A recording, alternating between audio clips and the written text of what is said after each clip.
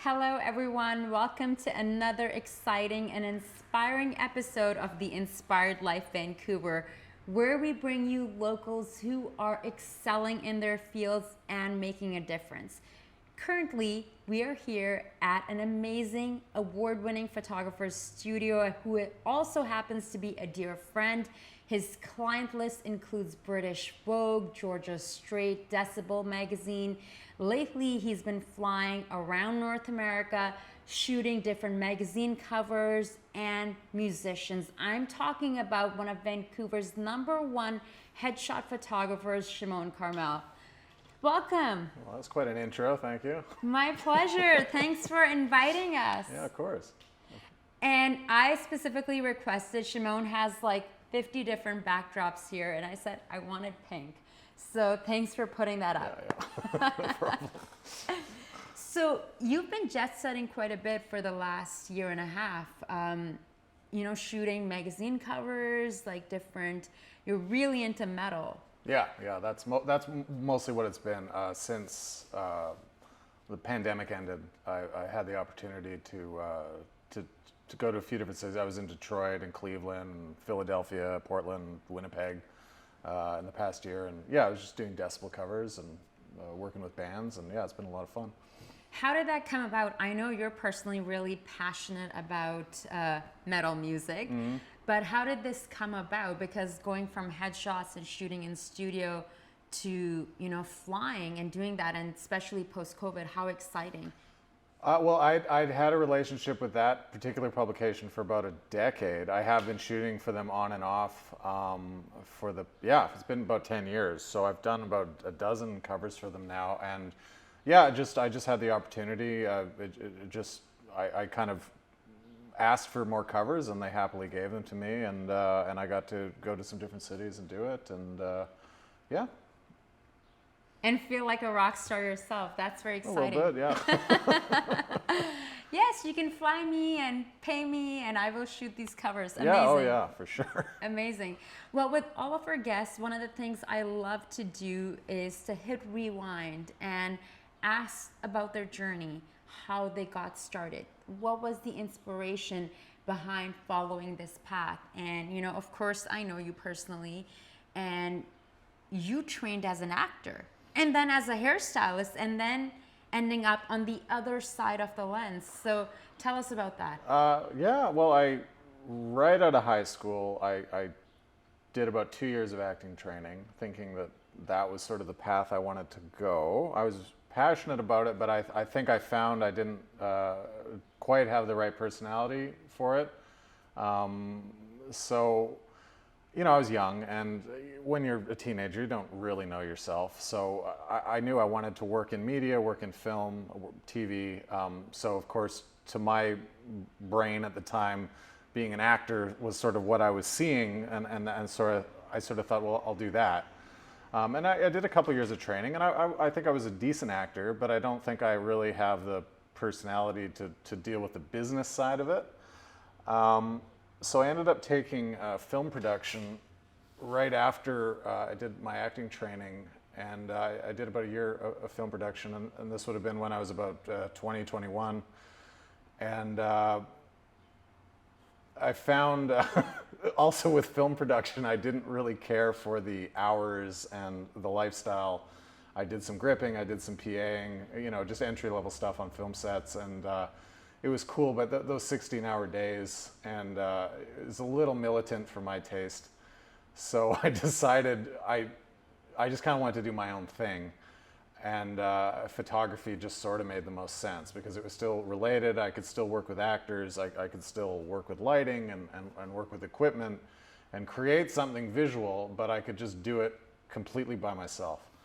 So I just very slowly started building a portfolio. I got a half decent camera and a couple lights, and I just started shooting friends and family and anyone that was kind of willing to let me shoot them. And I didn't really necessarily think I'd be able to make a living at it. So while I was kind of working on a portfolio, I decided I'd go and train as a hairdresser, because I figured I could have that as a day job and continue And building you could shoot them and do the hair. Sure, yeah. I mean, I did think of the things as being related, and so yeah, I did the hair thing. I did it for a couple of years, but then I ended up being able to make a living as a photographer after just a couple of years. I was shooting sort of headshots and stuff on the weekend over in Victoria, and yeah, it just kind of got busy enough that I could kind of just stop doing the hair thing and just focus on photography. And I was more passionate about photography. I was an okay hairdresser, but it wasn't like I enjoyed it, but it wasn't like a great passion like film and photography was. So no, I transitioned full-time as a photographer about 2009. And I mean, it was humble beginnings, but I was managing to pay my rent and sort of make a living. And that's around when we originally met, right? Yeah, I think we met like 2010. Like a breast cancer campaign, 2010. Yeah, that would have been like 2010-ish. Okay. Yeah, so I'd only been back here about a year. And I was just, slowly but surely. I had some breaks, like, there were people in the industry here that I had known from film school that kind of, they gave me some breaks and helped me along a little bit. And it just very slowly just kind of built into something. And, and eventually I was able to get my own studio space. Which is great. This is really fantastic at the Arc. And now one thing that's standing out to me is you mentioned how you wanted to work with actors and light. Now, growing up, for me, for example, I grew up in Pakistan watching classic TNT, MGM movies like Doris Day and, like back in the day, Fred Astaire, Marilyn Monroe. I grew up on those movies, and that's how I learned English. And also the passion for entertainment and film and television really got instilled inside of me. And I find that for a lot of people, especially who are perhaps not from North America, when I hear them and they're a director, producer, or an actor, they often say this is how they got into it as well. Do you have a childhood like that you grew up and you were really passionate about cinema? Oh yeah, I fortunately had two parents that were both, and a grandfather that were into film. And so we were introduced to pretty good stuff at an early age. Like I have early memories even of like Charlie Chaplin and Star Wars, all this fantasy stuff. I mean, that was around. We didn't grow up with a lot of TV. We were living over in Gambier Island, and we didn't have cable or anything. So it was a lot of renting VHS and yeah, we watched a lot of classic movies and I just really took to it. I mean, I remember watching like E.T. like 4 times in a row, and I was like 6 or 7. I can relate to that about E.T. and also Exorcist with my brothers. I wouldn't have been allowed to watch Exorcist. Okay. This may scare some people, but I've seen Exorcist at least 50 times and read the book. I've seen Blade Runner probably 50 times. That's probably my favorite. But I see your poster upstairs. Yeah. Huge Blade Runner fan. But yeah, we did grow up with lots of film around, and it was just something I really took to. I think me and my brother were just really into movies. And I mean, I still am. I probably watch a little less now because I just don't have as much time.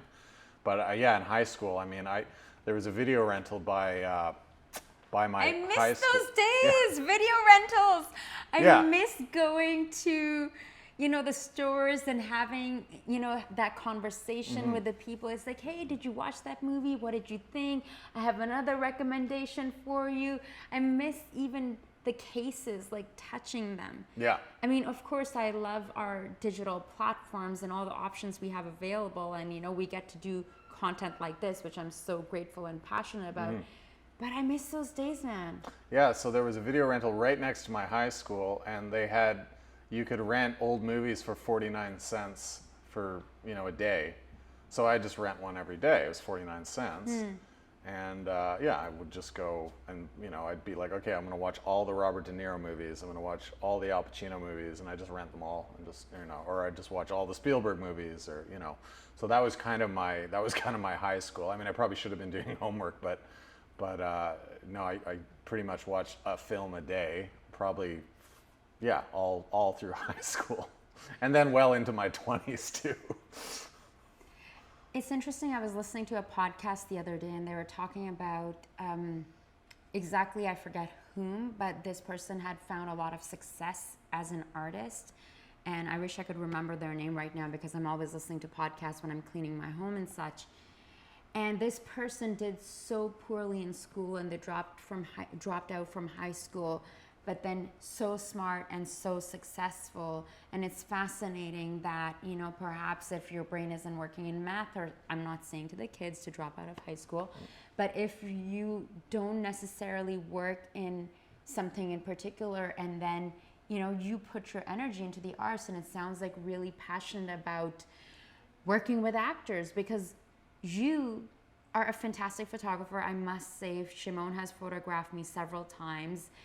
And one of the things I noticed when working with you behind the camera, how you work really quick. You're in there. You're more than a photographer. You're like a director. And you're able to help bring out different sides of people's personalities, you know, through color. So not just photographing them, but using different backgrounds and colors. Tell me about that process of when you're shooting all these different people. Like, you probably photographed all of the Vancouver actors here. A lot. I mean, I've photographed probably a few thousand at this point. Yeah, I mean, as far as directing actors go, I think that's just practice. That's just sort of understanding where they're coming from, and having had some acting training myself, that certainly helped to sort of understand the language. But I sort of treat it like I would treat, it's kind of like coaching, you know, you're just seeing where people are holding the tension in their body and sort of just getting them to relax with a lot of positive reinforcement. And I find that I work fast because it doesn't give you time to think about it too much. You don't have time to sort of get in your head and sort of get uncomfortable. I find if you just kind of bang along, shoot, give lots of encouragement, people just kind of they just kind of drop their guard, and they just tend to get more comfortable.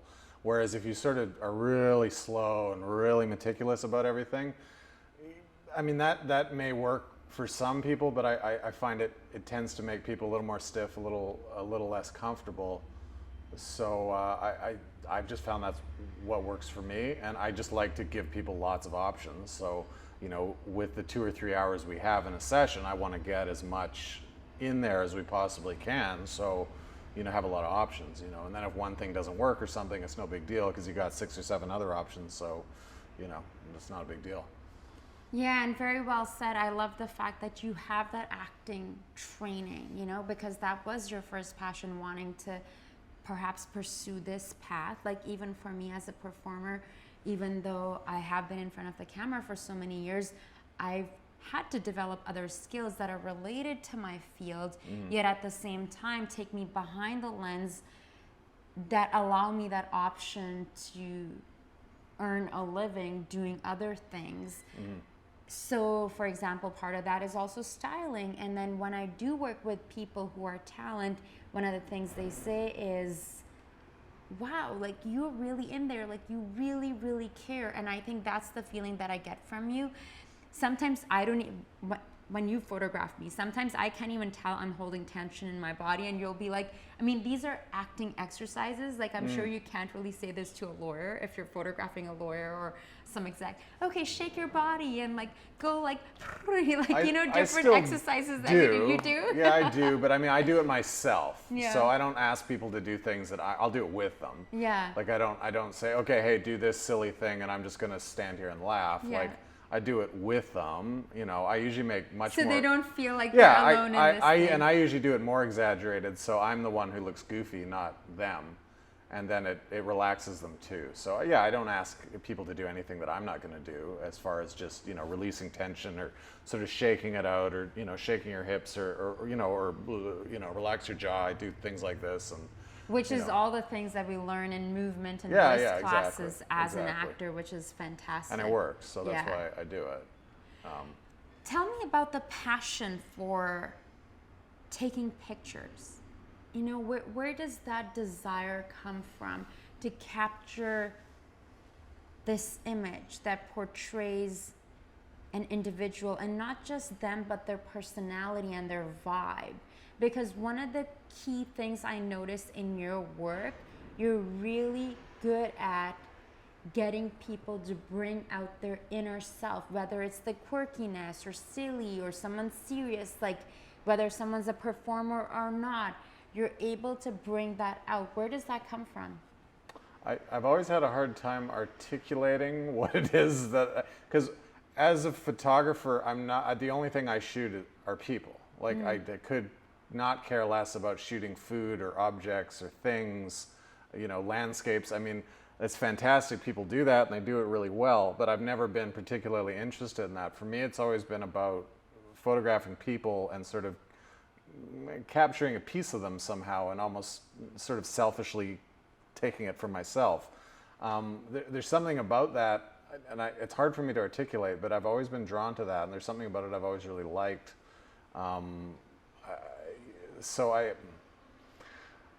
Yeah, that's what it is for me. It's something about the relationship with people and then capturing it and just having sort of an image of someone that's sort of them at their best, I suppose, or yeah, sort of getting the best out of people. And I guess I'm sentimental, so I like the idea of just having that moment in time, because I mean, we all do get old and we all eventually pass, and there's something about just capturing a moment of time of where a person was at that particular point in their life that I don't know, it's always appealed to me. That's really beautiful. I love that. Are there any particular photographers whose work you admire and you look up to? Oh yeah, I mean, probably all the names I'll say are pretty what you'd expect me to say. I mean, I love Annie Leibovitz. I love Michael Greco, David LaChapelle, Helmut Newton, Irving Penn, a lot of the big editorial guys that were portrait people that all have a totally different way of getting things out of people, and all have different ways of lighting and all of that. But yeah, a lot of the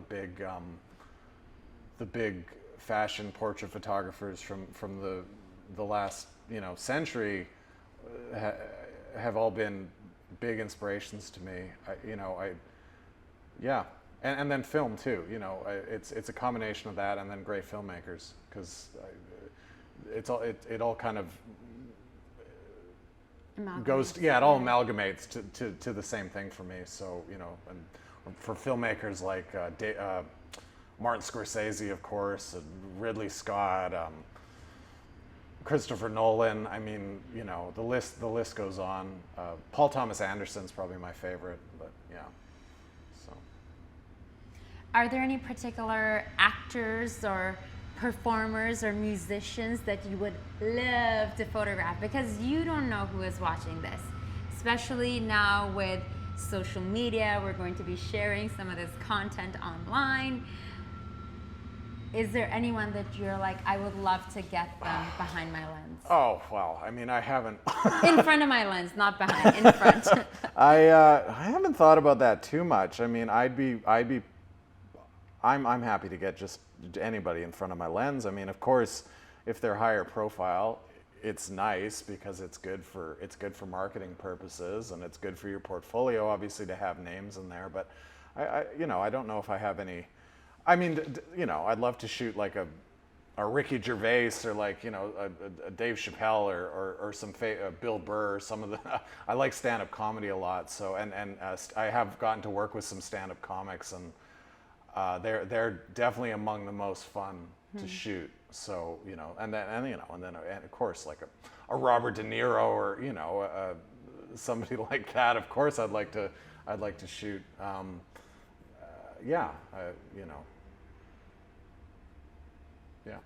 Yeah. Now, one of the things that we were connecting over is you also lived in London for a while. Tell us about that and what that experience was like in helping shape you up as an artist. Well, that was 20 years ago now. Gee, yeah, 20 years. I turned 20 in London. I was there for a year. I kind of took a gap year. It was between, I think, doing acting and then doing film production. I went to England, just took a gap year, and Yeah, I just saw a lot of theater when I was there. I went to the West End a lot and tried to see. You could get, I don't know, you could get some really good like last minute deals on theater tickets then. Maybe you still can. I haven't, it's been a while since I've been back. But so yeah, I went and I saw a lot of theater and it was really inspiring for sure. I mean, it definitely cemented that, you know, the only path for me was going to be something in film or theater, you know, something in this sort of medium that I've ended up in the arts. Yeah. Oh, absolutely. Yeah. I find like definitely with Europe, like when I was living in Paris, one of the things I loved is the architecture and then all the museums and galleries you have. Yeah, it's all those things. And then in London, you know, the V&A and National Portrait Gallery. I went there many times. I went there into the Tate, and yeah, I went many times. And most of them are at no charge. Yeah, exactly. That's why I went many times. That was such a shock.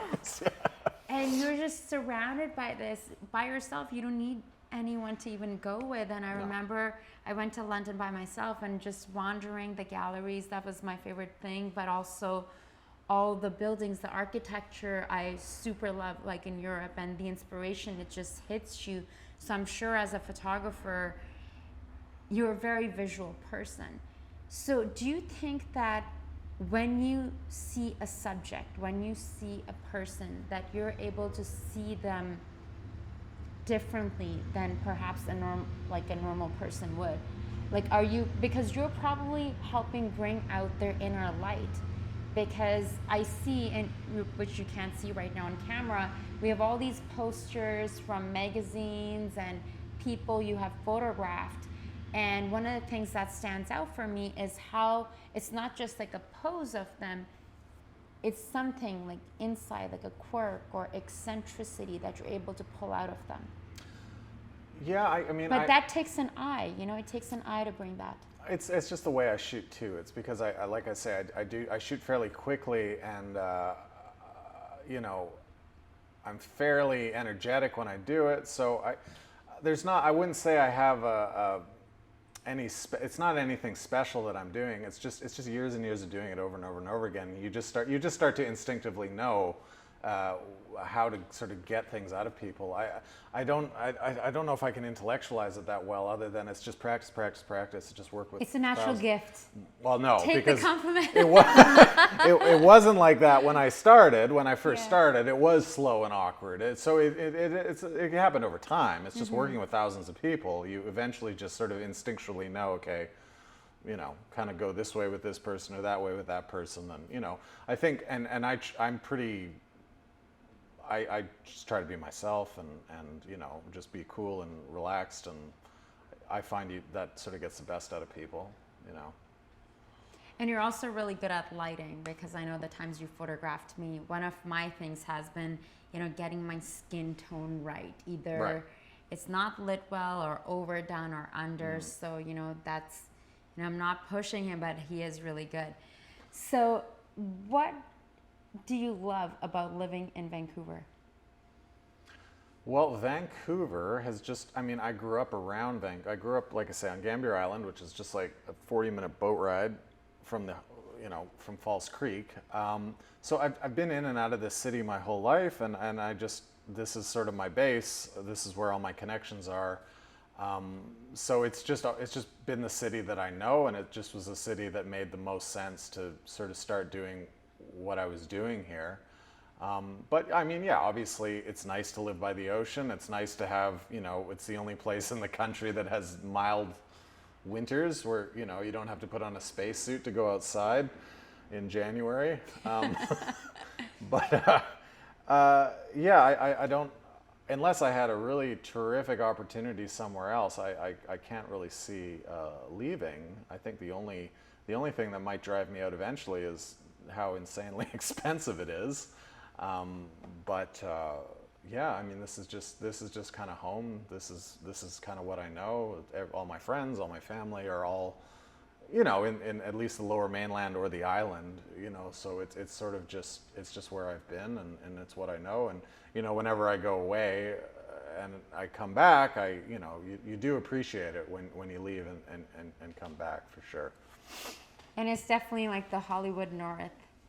Well, that too. I mean, the only place I could really do what I do would either be here or Toronto, or maybe Montreal, but I don't speak French. And Toronto I did live in for a year, but I prefer living in Vancouver. Yeah, I love the weather Toronto's here. cool, but yeah, I prefer living in Vancouver for sure. What advice would you give to aspiring photographers? Because I feel like, you know, I mean, in your industry, and of course in ours, mine and Tiara, my co-producer, camera operator there, in our industry, you know, we have all these people who go to film school or like photography school. From my class, when I went to film school, I'm the only person working in film and TV, which is like, That's normal. I don't know, 15, 16, 17 years later. Yeah. What advice would you give to someone who's starting out? Well, hone in on what it is that you want to focus on, and just focus on that. You know, don't spread yourself too thin. I mean, specialize. You got to specialize.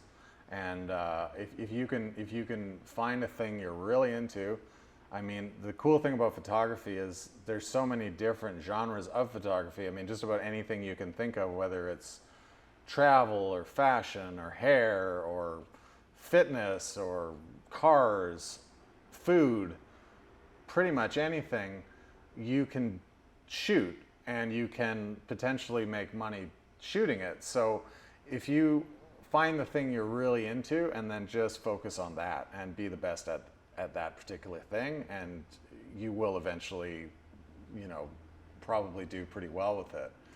And I guess it helps if you have that particular passion and interest in that subject too, because you have to, yeah. You can only take, you know, whatever you can for business for a certain amount of time.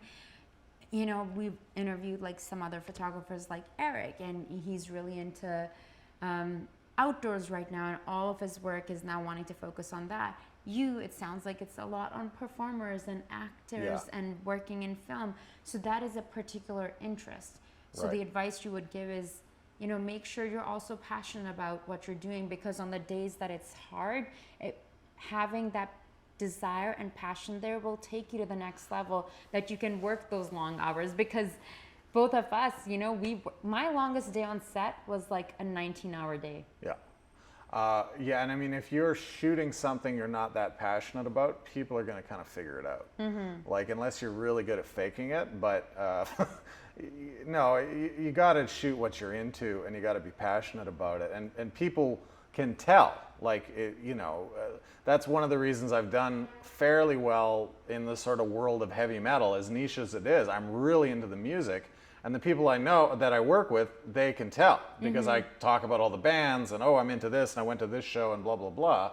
And of course that makes people, they're more likely to want to work with you. And also you just end up putting in more effort, because it's just that much more important to you, beyond just that you're getting a paycheck for it or whatever. I mean, people pick up on your interest level in something, and that it makes a big difference. So. What inspires you in life? What inspires? I know it's a big question. What inspires you? Is it a habit? Is it like getting outdoors, watching films? Oh, like just what are the things I'm passionate about? Yeah. Oh, that you drive inspiration from. Well, traveling, my family, music, fitness. I'm a fitness guy. Yeah, I mean, you know, and just the arts in general. I mean, I love going to theater. I love I go to live shows probably weekly at this point. You know, that's a big thing for me, is checking out live music. And yeah, getting outside. I mean, I like getting out on the water, and you know, biking. I mean, lots of things. But photography is number one. Yeah. You know, that's we can first. tell with all the Yeah, gear. that is, you know, my main interest is shooting, and that's what I'm passionate about. So, you know, I'm very fortunate that I get to kind of do the thing that You love. that I love, and you know, and that's all I've ever really wanted to do. So, you know, I don't really want for anything. So our last question that we like to ask all of our guests: is there a particular spot in Vancouver that you like to go to get inspired? Because the show is Inspired Life Vancouver. Where do I, like just a place I'd like to go hang out? Yeah, or it could be like a hiking spot, it could be a cafe or the gallery, the restaurant, like, a particular spot that you would suggest. Oh, okay. Well, I mean, I love going to the Nam, the Yeah. vegetarian restaurant on 4th. I've been going there since I was a kid. The Afghan Horseman near the Granville Island. The Commodore. I love their belly dancers. Oh, I yeah. remember going there. Yeah, well, and they have the sit on the floor with the on the Yeah. cushions. That's the traditional way that we eat in my country. It's a good way to eat. I like eating like that. Yeah. And then, the Commodore, I love going to see shows there. And then I love getting up Gross Mountain, doing the Gross Grind. I try to do that a few times a year. I love going up to Chief in Squamish. Going out to Harrison Hot Springs. I try to get out there a couple times a year. Well, cool. Well, thank you so much. You heard it right here. If you are inspired, make sure to get in touch with us. Thank you, Shimon, for taking the time and for letting us take over your studio. Oh, well, thanks. I appreciate it. Thanks very much. My pleasure.